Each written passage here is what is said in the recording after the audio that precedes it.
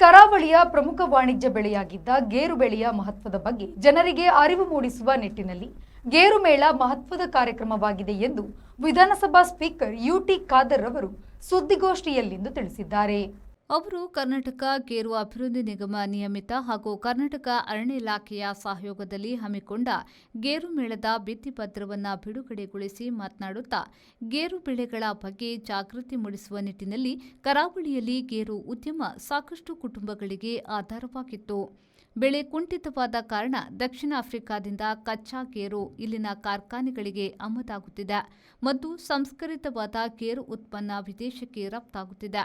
ಈ ಹಿನ್ನೆಲೆಯಲ್ಲಿ ಹೆಚ್ಚಿನ ಇಳುವರಿ ನೀಡುವ ಗೇರು ತೋಟಗಳ ಕೃಷಿ ಮತ್ತು ಹೆಚ್ಚಿನ ಉತ್ಪಾದಕತೆ ಮತ್ತು ದೀರ್ಘಾವಧಿಯಲ್ಲಿ ಉತ್ತಮ ಲಾಭಕ್ಕಾಗಿ ಅದರ ಪ್ರಯೋಜನಗಳ ಬಗ್ಗೆ ಸಾಮಾನ್ಯ ಜನರಿಗೆ ಮತ್ತು ರೈತರಿಗೆ ಅರಿವು ಮೂಡಿಸುವ ನಿಟ್ಟಿನಲ್ಲಿ ಗೇರು ಮೇಳ ನಿಗಮದಿಂದ ಹಮ್ಮಿಕೊಂಡಿರುವುದು ಶ್ಲಾಘನೀಯ ಎಂದು ಹೇಳಿದರು. ನಮ್ಮ ಉಲ್ಲಾರದಲ್ಲಿ ಕೂಡ ಗೇರು ಕೃಷಿ ಮತ್ತು ಸಂಶೋಧನಾ ಕೇಂದ್ರ ಅಂತ ಇದೆ.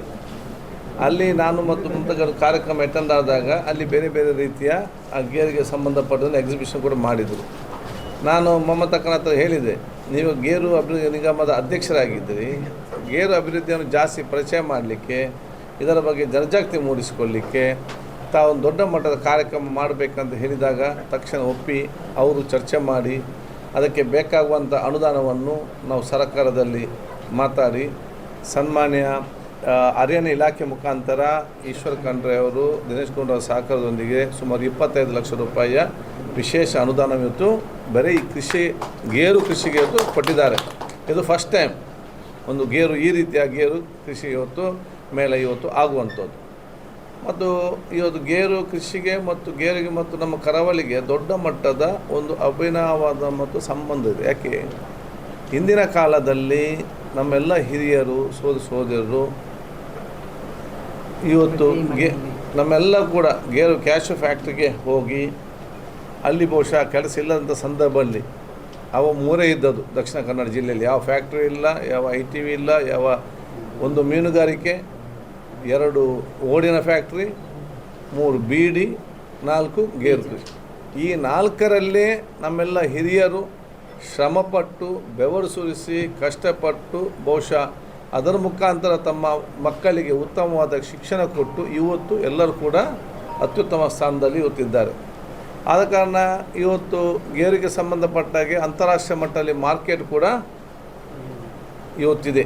ನಮ್ಮ ದೇಶದಲ್ಲಿ ಕೂಡ ಇದೆ, ಹೆಚ್ಚಿನ ಮಾರ್ಕೆಟ್ ಇದೆ. ನಮಗೆ ಸಾಕಾಗುವುದಿಲ್ಲ ಅಂತ ಹೇಳಿಕೊಂಡು ನಾವು ಆಫ್ರಿಕಾ ಮತ್ತು ಬೇರೆ ದೇಶದಿಂದ ಇದನ್ನು ಇಂಪೋರ್ಟ್ ಮಾಡಿ ಮತ್ತೆ ಇದನ್ನು ಗೇರು ಬೀಜಾಗಿ ಮ್ಯಾನುಫ್ಯಾಕ್ಚರ್ ಮಾಡಿ ಮತ್ತೆ ಫಾರಿನ್ಗೆ ಎಕ್ಸ್ಪೋರ್ಟ್ ಮಾಡುವ ವಿಚಾರ ಕೂಡ ಇದೆ. ಕರ್ನಾಟಕ ಗೇರು ಅಭಿವೃದ್ಧಿ ನಿಗಮದ ನಿಯಮಿತದ ಅಧ್ಯಕ್ಷೆ ಮಮತಾ ಗಟ್ಟಿಯವರು ಮಾತನಾಡುತ್ತಾ ರಾಜ್ಯ ಮಟ್ಟದ ಗೇರು ಮೇಳ ಮತ್ತು ಕಾರ್ಯಾಗಾರ ಕರ್ನಾಟಕ ಗೇರು ಅಭಿವೃದ್ಧಿ ನಿಗಮ ನಿಯಮಿತ ಹಾಗೂ ಕರ್ನಾಟಕ ಅರಣ್ಯ ಇಲಾಖೆಯ ಸಹಯೋಗದಲ್ಲಿ ಮೇ 17-18ರಂದು ನಗರದ ಕದ್ರಿ ಪಾರ್ಕ್ನಲ್ಲಿ ನಡೆಯಲಿದೆ. ಈ ಮೇಳದಲ್ಲಿ ಹೆಚ್ಚಿನ ಇಳುವರಿ ನೀಡುವ ಗೇರು ತೋಟಗಳ ಕೃಷಿ ಮತ್ತು ಹೆಚ್ಚಿನ ಉತ್ಪಾದಕತೆ ಹಾಗೂ ದೀರ್ಘಾವಧಿಯಲ್ಲಿ ಉತ್ತಮ ಲಾಭಕ್ಕಾಗಿ ಅದರ ಪ್ರಯೋಜನಗಳ ಬಗ್ಗೆ ಸಾಮಾನ್ಯ ಜನರಿಗೆ ಮತ್ತು ರೈತರಿಗೆ ಅರಿವು ಮೂಡಿಸುವ ಉದ್ದೇಶವನ್ನು ಹೊಂದಿದೆ ಎಂದು ಹೇಳಿದರು. ಮೇಳ ಅರಣ್ಯ ಇಲಾಖೆ ಸಹಯೋಗದೊಂದಿಗೆ ನಾವು ಕಾರ್ಯಕ್ರಮವನ್ನು ಹಮ್ಮಿಕೊಂಡಿದ್ದೀವಿ 17ಕ್ಕೆ. ಈ ಒಂದು ಕಾರ್ಯಕ್ರಮದ ಮೊದಲ ನಮ್ಮ ಕಾರ್ಯಕ್ರಮವನ್ನು ಪೋಸ್ಟರ್ ಲಾಂಚಿಂಗನ್ನು ನಮ್ಮೆಲ್ಲರ ನೆಚ್ಚಿನ ನಾಯಕರು ಅಂದರೆ ಈ ಒಂದು ಕಾರ್ಯಕ್ರಮ ಆಗಬೇಕಿದ್ರೆ ಅವರೇ ನನಗೆ ಸ್ಫೂರ್ತಿ. ಈ ಒಂದು ಕಾರ್ಯಕ್ರಮ ಆಯೋಜಿಸಬೇಕು, ರೈತರನ್ನು ಕರೆದು ನಿಮ್ಮ ನಿಗಮದಿಂದ ಮಾಡಿ ಅಂತೇಳಿ ನನಗೆ ಫಸ್ಟ್ ಇದರ ಮೂಲಕ ಒಂದು ಭರವಸೆ ಹಾಗೂ ಮಾರ್ಗದರ್ಶನವನ್ನು ನೀಡಿದವರೇ ನಮ್ಮ ಸರ್ ಯುಟಿ ಖಾದರ್ ಅವರು. ಅವರ ಒಂದು ಸ್ಫೂರ್ತಿಯಿಂದಾಗಿ ನಾನು ನನ್ನ MD ಜೊತೆ ಹೇಳಿದ್ದೆ, ನಮ್ಮ ಸರ್ ಹೇಳಿದ್ದಾರೆ ಇಂತಹ ಒಂದು ಕಾರ್ಯಕ್ರಮವನ್ನು ಮಾಡಿ ಅಂತೇಳಿ.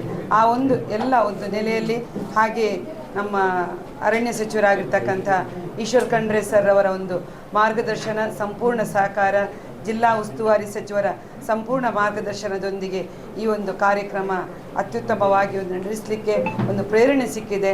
ಹಾಗಾಗಿ ನಮ್ಮ ಮೊದಲ ಕಾರ್ಯಕ್ರಮವನ್ನು ಇವತ್ತು ಅಚ್ಚುಕಟ್ಟಾಗಿ ತಮಗೆಲ್ಲ ಮಾಹಿತಿ ನೀಡಿ ನಮಗೆ ಸ್ಫೂರ್ತಿದಾಯಕ ಮಾತುಗಳನ್ನು ಹೇಳಿ ಈ ಕಾರ್ಯಕ್ರಮದಲ್ಲಿ ನಾಳ್ದು ನಮ್ಮ ಕಾರ್ಯಕ್ರಮದ ಮುಖ್ಯ ಸಭಾಧ್ಯಕ್ಷರಾಗಿ ಹಾಗೆ ಕಾರ್ಯಕ್ರಮದ ಮುಖ್ಯ ಅತಿಥಿಗಳಾಗಿ ಅಭ್ಯಾಗತರಾಗಿ ಆಗಮಿಸಲಿಕ್ಕಿರುವಂಥ UT ಖಾದರ್ ಅವರು ಇವತ್ತಿನ ಕಾರ್ಯಕ್ರಮವನ್ನು ನಮಗೆ ಉದ್ಘಾಟನೆಗೊಳಿಸಿದ್ದಾರೆ.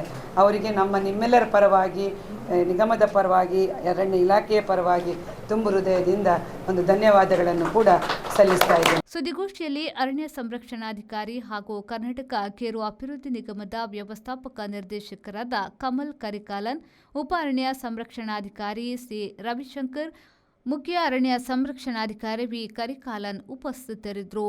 ಶರತ್ ಸಾಲ್ಯನ್, ವಿ4 ನ್ಯೂಸ್, ಮಂಗಳೂರು.